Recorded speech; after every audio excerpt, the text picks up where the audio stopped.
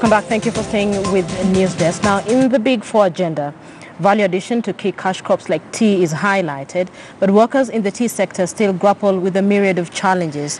We are talking to the Secretary General, COTU, Francis Atwoli, who is joining us live from Nakuru town. Good afternoon, sir. Thank you for speaking to us on News Desk.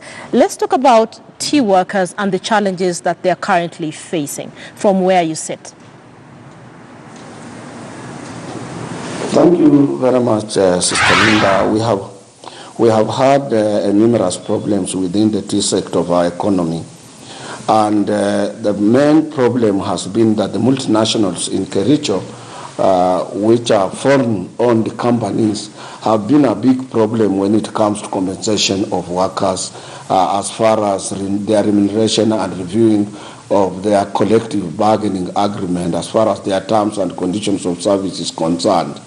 But we want to take this opportunity to thank Ketepa, which is an African 100% owned company, for having accepted to review terms and conditions of service for our members within that company. And they have done a wonderful job because they have managed to give the union or to enter into an between us and them of 20%, pushing a lowly placed worker from 17,000 to 21,000, those are majority of our members, and also messengers from 25,000 to 30,000, and the artisans who are also the majority of our membership in that company from 66,000 to 80,000. For the 2 years, the agreement is going to be enforced. And we want other companies within the agricultural sector of our economy to emulate Ketepa, because we didn't have any tussle or referring the matter to arbitration or to a third party or to labor relations court. And I want to thank the person in charge of HR, Brother Ayub, who is with me here, for the good job he did and the cooperation he did exhibit between the Ketepa top management and the Kenya Plantation and Agricultural Workers Union, the union that I lead. And I want to ask the multinationals, those particularly Unilever and James Finlay, not to apply racism when it comes to reviewing terms and conditions of workers in the tea sector of the economy. Because even if they want to import tea plucking machines and what have you, they must always know these machines will be operated by human beings. And they must also be human, cooperate with the union, and accept the challenges that both the union and the workers, including the management themselves, are facing. I want to thank you for the good job you did for us to enter into this very important document, which is a collective bargaining agreement. It's commendable what Ketepa has done, but as you mentioned, it's only Ketepa. So are there conversations, to have the terms of other workers in other companies apart from Ketepa improved? And you've also mentioned that you've actually addressed multinational companies and you're telling them not to apply racism. Is this a concern that has been brought to your table? And finally, when we've reported on different stories to do with tea workers, it has gone beyond the compensation. Some of the concerns range from compensation to the working conditions, to the houses they live in. Are these issues that are being addressed by some of these multinationals and the companies that you're aware of? Immediately I took over, Sister Linda, this union almost 20 years ago. We embarked on making sure that there is decent accommodation to these workers in the tea sector.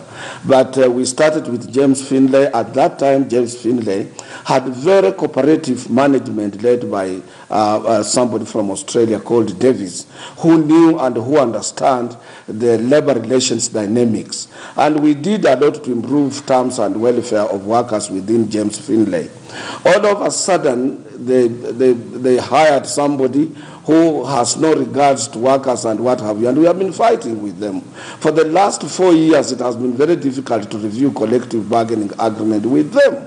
And this is what also the Unilever has been trying to follow and copy what James Finlay's are doing blindly, when Unilever has its own independent CBA. But fortunately enough, on 16th, we will be meeting top management of Unilever from Britain, who have said they don't want to meet anybody else, their local management or anybody else, apart from the trade union led by Francis Atwoli. So I will be meeting the top management of Unilever from their headquarters in London on 16th of this month to see if we can bridge the for the 4 years we have not had wage increases, because all the time when we make our demands or proposals to them, they have tried to lock us in courts. And as you have rightly said, Sister Linda, other conditions are also appalling, particularly housing and other related issues, uniform, they are supposed to have uniforms. These people are supposed to be taken care of as far as medical care is concerned, and so many other things which even those that are in the statutes. And that is why I have been appealing to the Minister of Labour to intervene and make sure that his labour inspectors, these county labour officers, they run on these people and make sure that they carry out inspection on occupational health and safety, and also make sure that they are in conformity with the requirement of the law. All right. So finally, before I let you go, I remember when there was a report out there of racism at the Standard Gauge Railway. I managed to engage you in the morning and said this is unacceptable in Kenya. Now that you're talking about racism in the tea industry, again, is this a concern that has been brought to your table, and what are the concerns that are being raised with respect to racism? What exactly is happening to these workers? This has been a concern on our table. We have been fighting. We have been fighting about it time and again to make sure that these workers' problems are properly addressed, even through our branch secretaries in those areas, Sister Linda. And these are not only to us, they are issues known to our labor relations courts, where we have been time and again trying to put our case for the court to make sure that these workers are protected. Of late, for example, Unilever threatened workers by declaring redundancy without involving the union. We went to court, and the court stopped this practice because we have enormous industrial relations machinery to be followed before you decide to send people home. So these are problems that we have been having between our union and the multinationals. And since they introduced tip lacking machines, they don't need anybody else. But they must know Kenya, like any other developing country, our employment can only be found in the agricultural sector of our economy.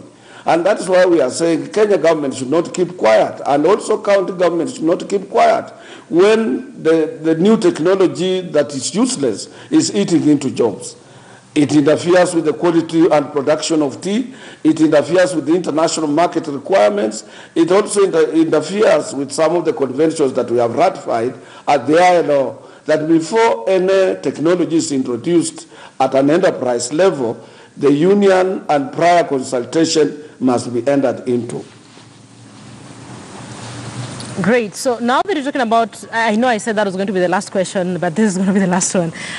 It's interesting that you mentioned tea plucking machines, because there has been concern that lots of Kenyans are going to lose their jobs. And you said that it's important to have consultation. So A, have you had those consultations? What are your fears when it comes to tea plucking machines, looking at the workers that are in some of these TS in different parts of the country?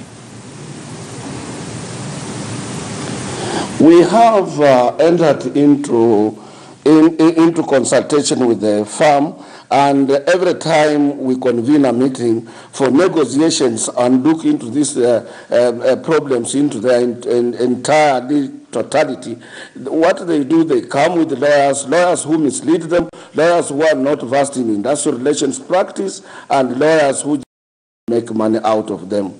And two, as I've told you, that we have a top-level meeting between our union and Unilever headquarters management, and I'm sure we will be able to reach a compromise or reach somewhere with the owners of the farm or people who have a say other than their regional directors here, who are all the time misled by their lawyers all the time.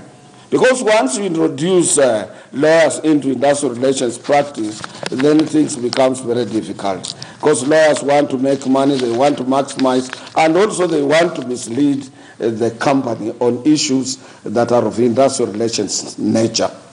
Hear you, sir. Thank you so much for speaking to us on News Desk. Francis Atwoli, COTU Secretary General, thank you for your time, for talking.